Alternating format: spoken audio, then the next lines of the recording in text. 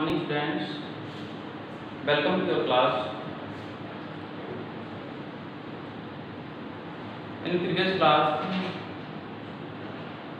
Question number 3 complete हो गया था एंड आज हम 1.1 एक्सरसाइज का क्वेश्चन नंबर 4 देखते हैं.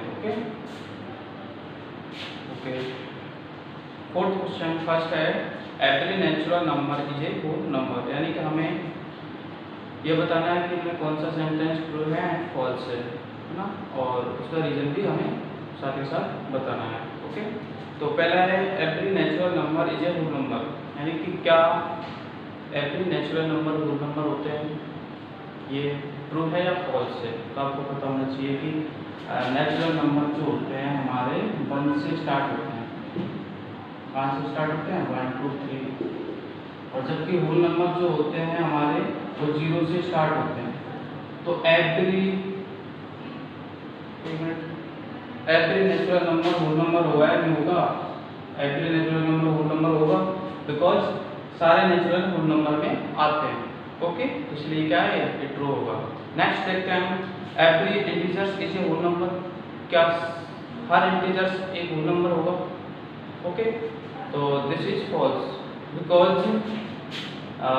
जो नेगेटिव इंटीजर्स होते हैं, नेगेटिव इंटीजर्स होते हैं -1 -2 -3, ठीक है, तो वो होल नंबर नहीं होते हैं क्योंकि होल नंबर में आपको पता है पॉजिटिव इंटीजर्स आते हैं. ओके सो ये फॉल्स है.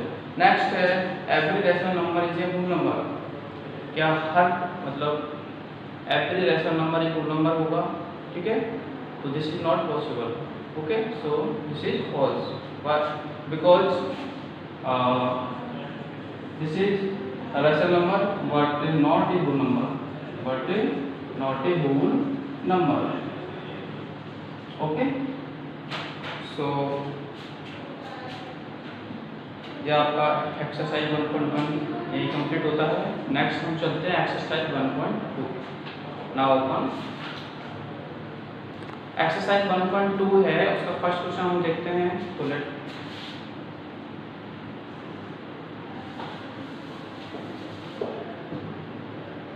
एक्सरसाइज 1.2 और first question.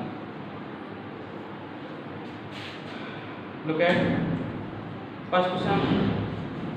State whether the following statements are true और फॉल्स. इसमें भी हमें ये बताना है कि इनमें कौन सा ट्रू है कौन सा फॉल्स है एंड जस्टिफाई योर आंसर. और हमारे आंसर को हमें क्या करना, जस्टिफाई करना है, यानी कि हमें रीजन बताना है क्यों ऐसा है. ओके तो पहला है every irrational number is a real number.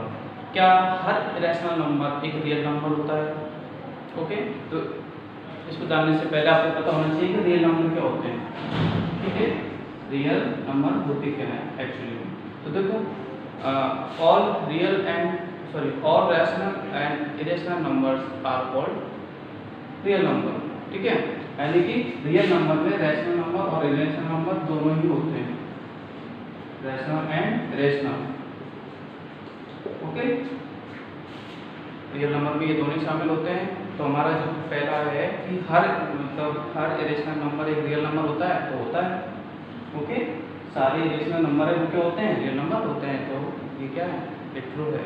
Next है every point on the number line is of the form of under n. यानी कि नंबर लाइन पे आपको मैंने पढ़ाया था नंबर लाइन के बारे में, आपने क्लास में पढ़ा है और प्रीवियस क्लास में पढ़ा है कि नंबर लाइन पे जो नंबर्स होते हैं क्या हम उनको इस फॉर्म में शो कर सकते हैं. क्या क्वेश्चन नंबर जो सेकंड है हमारा ये कह रहा है. ठीक है तो हम इस फॉर्म में एवरी नंबर को शो नहीं कर सकते. हाँ कुछ नंबर को हम शो कर सकते हैं बट एवरी को शो नहीं कर सकते है ना. तो ये क्या है, ये फॉल्स होगा. ऐसा क्यों, जैसे मान लीजिए 2 हम नंबर लाइन शो करते हैं, जैसे 1 है 2 है, लेकिन हम 2 को क्या है अंडर रूट में शो नहीं कर सकते बिकॉज अगर 2 को अंडर रूट में शो कर दिया तो क्या बन जाएगा, इरेशनल नंबर बन जाएगा. क्या बन जाएगा, इरेशनल. ओके सो ये क्या है, फॉल्स है. नेक्स्ट है every real number is A irrational number. यानी कि एवरी रियल नंबर जो है इरेशनल नंबर होगा या नहीं होगा.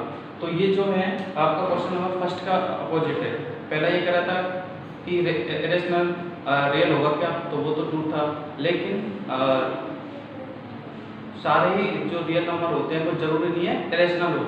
क्योंकि आपको पता है रियल नंबर में दोनों ही होते हैं, रैशनल और इरेशनल, तो रैशनल हो सकता है, इसलिए जो स्टेटमेंट है वो क्या है, फॉल्स है। Okay, now next question number 2, are the square root of all positive integers rational if not given, positive integers rational if not given a example of 2 square root of the number line is rational number।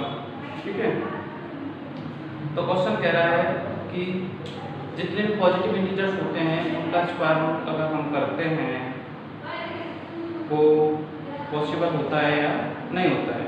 ठीक है,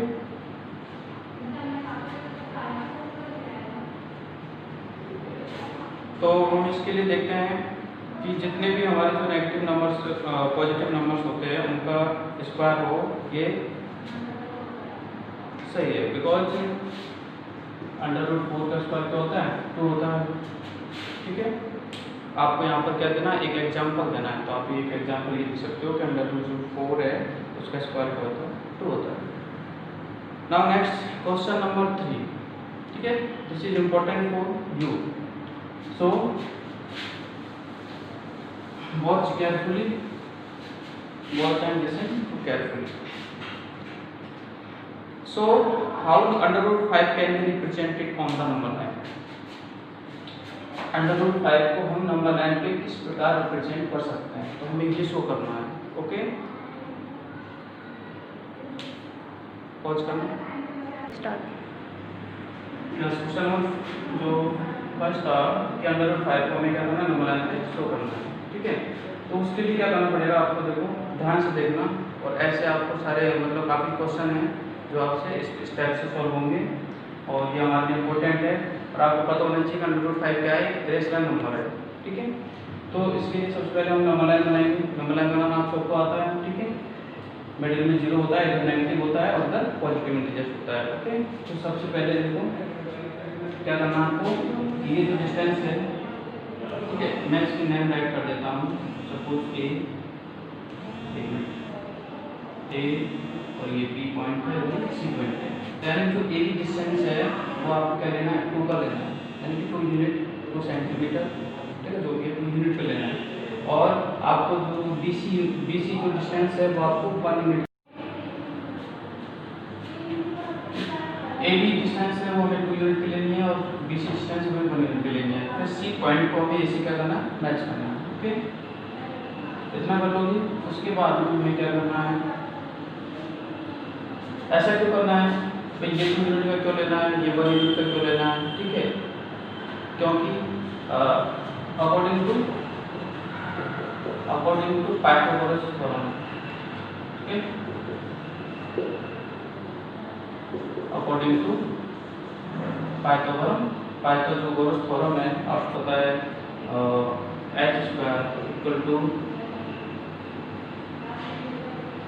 a² + b², यानी h means hypotenuse जो side है आपकी ये वाली, इसको hypotenuse side बोलते हैं। तो h² जो होता है a² मीन्स b² मतलब बेस का स्क्वायर, ये वाली बेस है आपकी, एंड b² परपेंडिकुलर स्क्वायर, यानी ये वाली साइड होती है इसकी और इसके स्क्वायर के सम के इक्वल होती है। ओके, तो अकॉर्डिंग टू पाइथागोरस थ्योरम ये है, तो हम अगर बेस को 2 लेते हैं तो 2 का स्क्वायर, और परपेंडिकुलर को 1 लेते हैं तो 1 का स्क्वायर = h², यानी कि ये हो गए 4 और ये हो गए 1, यानी कि 5 √, h = क्या जाएगा, ये स्क्वायर इधर जाके √ हो गया, तो यानी कि h = कितना आ गया, √5, यानी हमें √5 लाने के लिए हमें इसको 2 और इसको 1 लेना पड़ेगा। ओके, ठीक है ना। अब हम क्या करते हैं, हमें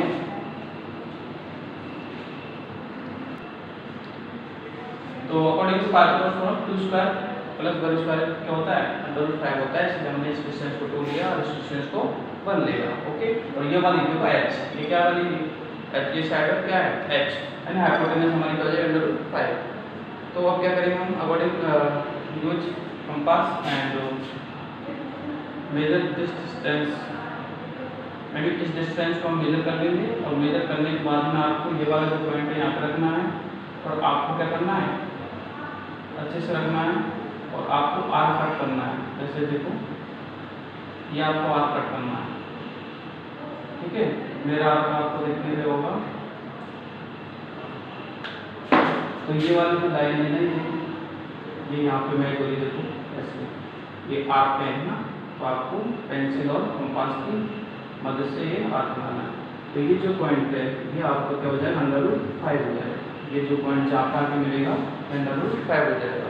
और ये जो डिस्टेंस है यानी कि ये वाली, ये √5 डिस्टेंस है यहाँ पर, ठीक है। यहाँ तक डिस्टेंस क्या है, √5 डिस्टेंस है, ठीक है। तो आई होप सबको समझ में आ गया होगा। अब रिपीट, ठीक है।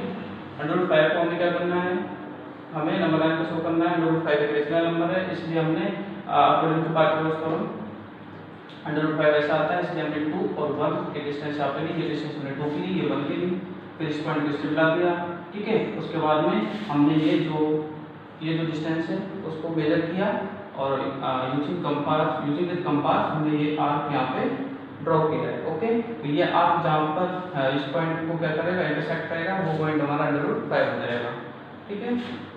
तो यानी कि O और ये कौन सा पॉइंट था, B, यानी कि OB इक्वल टू √5, ठीक है।